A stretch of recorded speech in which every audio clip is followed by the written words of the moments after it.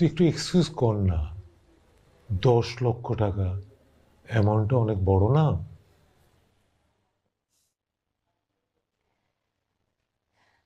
বাবা,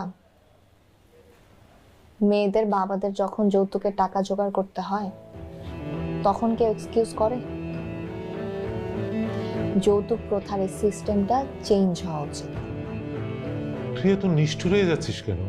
বাবা, আমি মোটেও নিশ্চয় হচ্ছি না। আমি একটা শর্ত রেখেছি, সেটা মানতে হবে। আচ্ছা বাবা, তুমি আমাকে বলো, তুমি যে আমাকে এত রিকোয়েস্ট করছো, সবাই যে এত কিছু বলছে, আজকে যদি আরিফিন সাহেব আমার কাছ থেকে যৌতুক নিত, তখন পারতে এত রিকোয়েস্ট করতে? তখন সবাই আরো মুখিয়ে থাকতো আরিফিন সাহেব তার শ্বশুর বাড়ি থেকে কি কি যৌতুক পেয়েছে সেটা দেখার জন্য। তোর কথা শুনে না মাথাটা একদম ধরে যাচ্ছে। শোন, ছেলেটা অসুস্থ হয়েছে, পারলে একবার দেখে আসিস।